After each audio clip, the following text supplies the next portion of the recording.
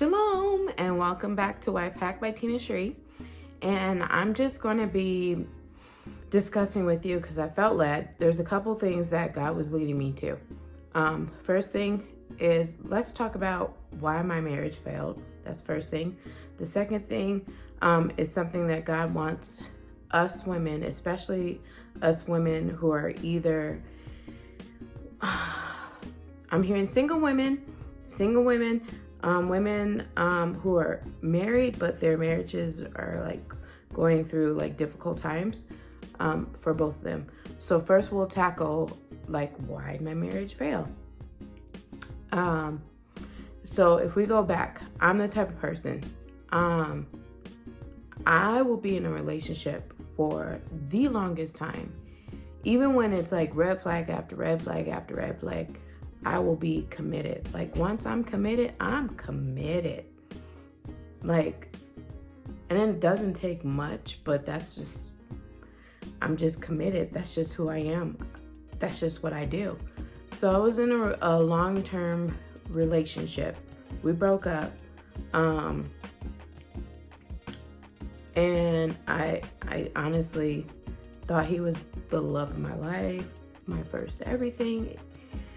So it was traumatic, to say the least.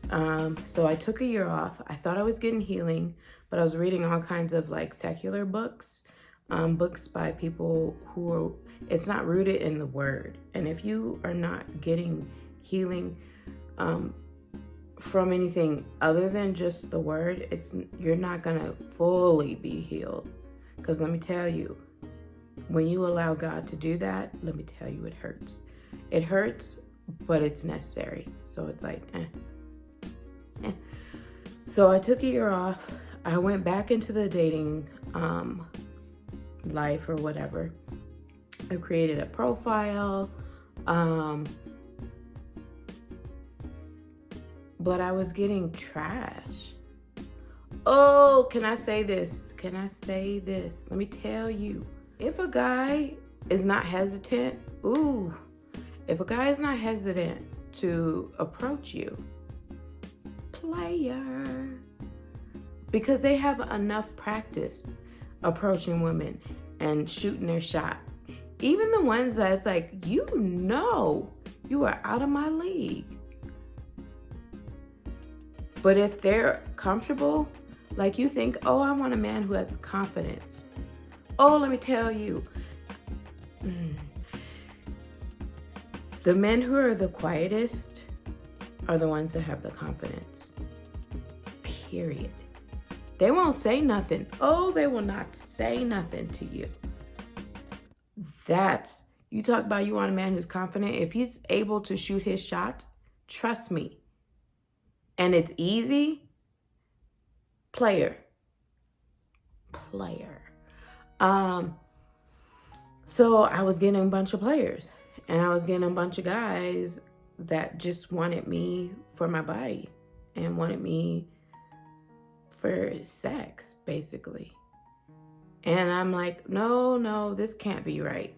This can't be right. I'm like, there's a reason why the way I was raised, because I'm just meant for something else. I'm meant to be a wife, period. Like, I mean, that's all well and good, but I'm like, let's just be real. So I kept harping on God about it. I'm like, God, I'm meant to be a wife. I'm meant to be a wife. I'm meant to be a wife. And finally, God's just like, fine. Let me tell you, when God gives you a fine, it ain't fine. Trust me. Oh, it ain't fine. It's a trap. So I got with a guy I met online. He was in another state. I never actually met him when he proposed to me. We never even met face to face. I mean, you take pictures, and that's another thing. Don't be taking pictures. No sexting, no pics, nothing like that. Oh, nothing like that. Because let me tell you, you're gonna see that image and you're gonna be like, oh my God. Maybe you're gonna make all the wrong decisions. Leave that out of it. Trust me, once you guys cross that finish line, oh, you will have plenty of time to get that. But if you ain't even close to being there, leave that out of it. Don't even, it's out of here. It's not existent. Like, whatever, get to know that person first. Just, if I could go back and redo it, I'm like, would I redo it? I'm like, I've learned so much, so I don't know if I would redo it. But I'm going to say, now knowing what I know, leave the pics alone. Leave the sexting alone. Leave all that out of it. Out of it. So anyway, when we got married quick. It was within a couple months of us meeting online. So when he came to the state, we had already agreed. I will pay the fee to get our license, our marriage certificate, and he needs to get the ring. So needless to say, when he came out, we had everything scheduled and planned for the next day. So we didn't even go to the JP. Let me tell you how low budget it was. We went to the courthouse to get the marriage certificate. So that's just what we did. We went down, I paid for it. Then when we get there, I'm like, oh, do you have the rings? And he was like, rings? And I'm like, but we agreed to this. You said you would get the rings. I would just pay for our marriage certificates. And he was just like, oh, well, my job cut my hours right before I got here and blah, blah, blah. That was the first of the excuses. Let me tell you, ladies. No. If you truly love yourself, end of it. I'm sorry you went back on your word. You said you were going to do this and now you're not. End of it. But I didn't do that. I just went. Did I get my first rings? I think I got our first rings from Walmart because it had to be quick. So I think I got our first rings from Walmart. And I think for the next 7 years while we were like married, I kept harping on my husband at the time to get me a ring. Just give me a ring. And I'm like, dude, you're so lucky. I'm the most simple, not simple like that, but it doesn't take much to make me excited. I'm like, I'm somebody who's constantly living and surviving multiple sclerosis every day.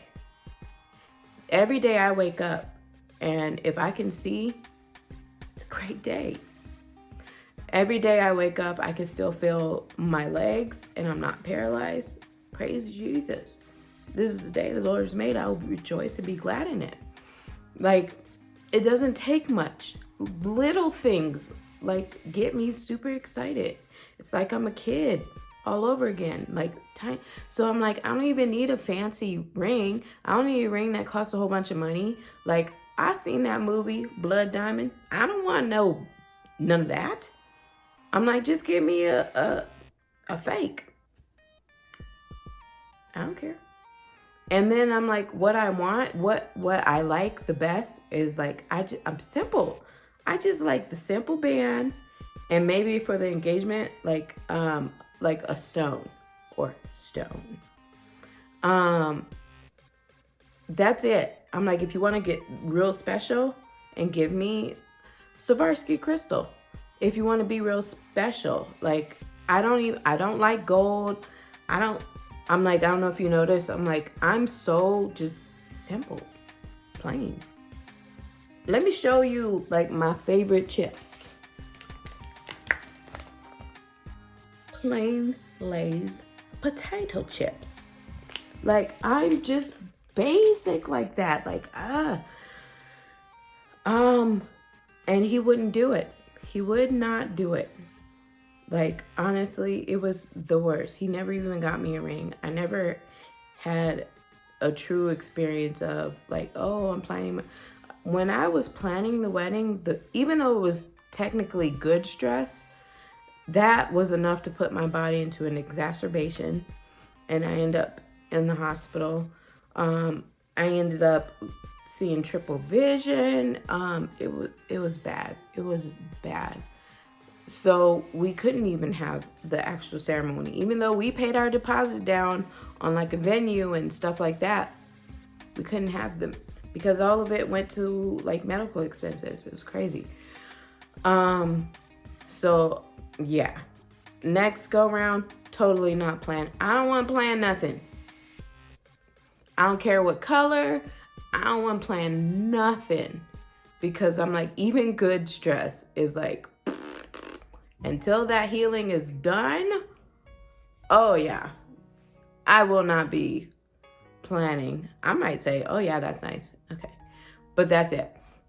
But either which way, we got married. It was every day we argued. Every day. Every day we argued. He even argued with me about agreeing with him. And I'm like, that's probably not a good sign if you're doing that, right? We argued every day, and I had a therapist, and she was trying to make calls, talk about, oh, your son said he's beating you. He never put his hands on me. He almost did. But he never put his hands on me. And I'm like, but that's my thing. Even a partial truth, it's a whole lie. You can't sit there. Now if you're saying, oh, it sounds like he's verbally abusive to you, mentally abusive, financially abusive. If it's like that, then that would have been one thing. But to say like he was putting his hands on me, I was caught up in that part. Like he was putting his hands on me, and I'm like, don't say that if that's not what's true. If that's not what's going on, don't say it. So, but he was financially abusive to me. Here I am. I remember the day I got diagnosed. I think it was 11. Was it 11? I want to say 11/11/12. November 11th, 2012. It was either the 11th or the 12th. I think it was 11th. Either which way, I got diagnosed, and I remember when the doctor was telling me, because mind you, I've been going through this for like 2 years, all the tests and all that. And I remember the doctor was telling me, like, oh, see on this MRI, you see all these white spots on your brain? And I'm like, you know how like the mechanics like, oh, look, your flux capacitor, I don't know, is that just Back to the Future? He was like, look, and you're just like, yeah, I don't know what you're talking about. So he was like, oh yeah, you see all these white spots? And he was like, those are actually holes in your brain. And I'm like, oh my God, is that why I'm so ditzy? and the doctor was just like, I'm like, no, seriously. Is that why I'm so ditzy? Because pray for me. But I went to work the very next day. I'm struggling. I'm going to work like fatigued out of my mind. I'm going to work sometimes seeing double vision. I'm going to work with the spasticity. I'm going to work. I'm And I'm faking it as I'm making it, right? I'm trying to have a good attitude and put on a happy face, like everything's good. And it's like, I'm dying inside. And I just needed help. And it's like, you think your husband's supposed to help you? He didn't. He's not gonna help me. And he never did. And he never will. That's just who he is. But I went to work the next day not knowing what anything about MS was.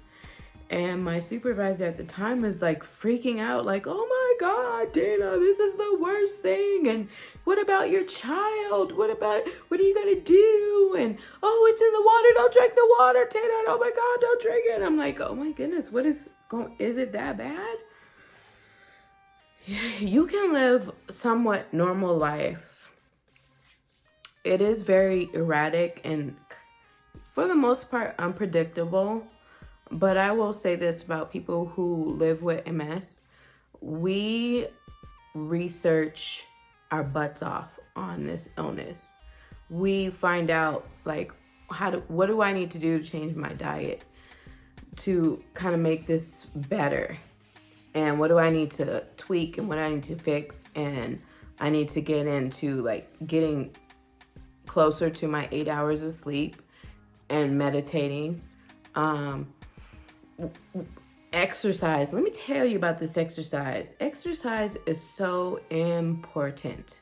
If I heard one of the physicians, he was a neurologist, and he was talking about it, and he was like, if I could bottle exercise up in a bottle and prescribe it to people, I would do it. And he is so right. Like exercise, even if it's like go for a walk around the block. Exercise, little stuff, just little things make a huge difference. And the whole marriage, he left me where that weight was solely on me.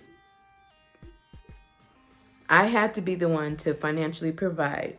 And then while I'm financially providing, I'm still making you bread from scratch. I'm still doing all, and that's just me. I like making things from scratch. If cans and boxes irritate me, and I think I'm allergic to cans and boxes. I mean, if push comes to shove and I gotta do what I gotta do, I gotta do what I gotta do. I'll do it. But I'm still doing that. I'm still trying to start my business with like my products that I make. It's like naturopathic stuff. It's things that are like natural, like home cleaning things. I'm still gardening. I'm still PTA president. I'm still doing all that. And the whole time it's like I'm crying out for help. I need help. He never helped me, and he would make things worse. Like, I'm normally a happy-go-lucky person, but he would pick fights. But it's like, I'm not gonna let whatever issues you got like bring me down. But it's like, to do all that, it takes a lot of energy, and I had no idea. The second he was gone, I didn't have those issues anymore. It takes a lot of energy. So needless to say, what I did wrong was I just wasn't patient and waited for God. Period. The second thing is not paying attention to the red flags. And then I'm going to say this also. If we're going to take it to the spiritual, which I'm like, we kind of have to.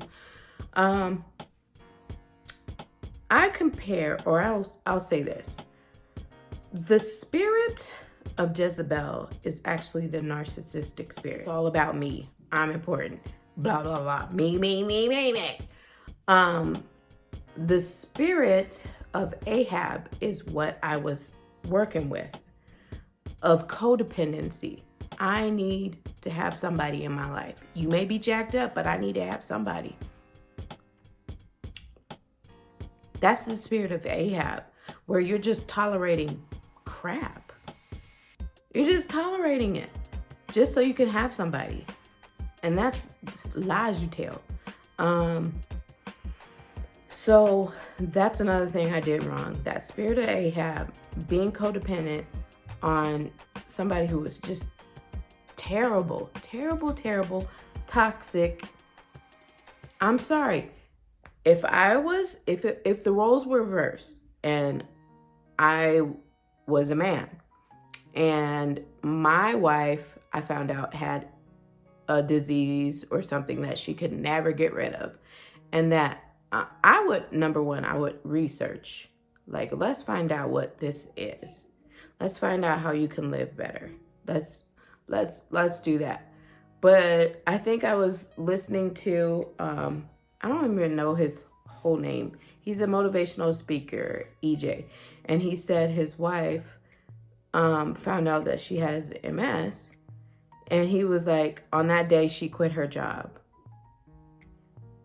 And on that day, I worked my butt off so she could stay not working. That is what men are supposed to do. Not like, oh, well, I'll quit my job and you can still take care of me. And it's like, how am I doing all this stuff? I'm cooking, I'm cleaning, taking care of the kids. We're doing crafts. I'm teaching them how to read in their letters and writing. I'm teaching them all this. And I'm like running the PTA at my older son's school. Like, I'm doing all this, and I'm gardening, and I'm making like because I was really big into like, oh, I don't want chemicals around. So I'm making all that stuff, and I'm trying to start a business. Like, what? Help. So that's what I did wrong. No more.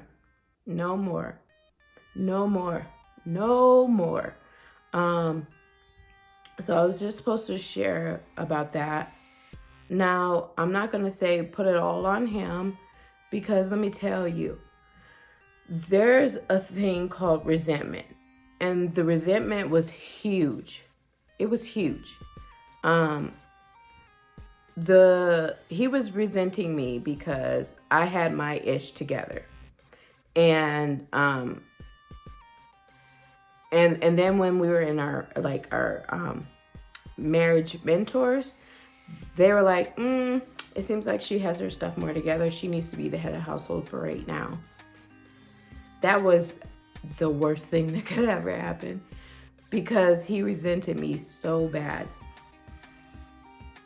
Just terrible.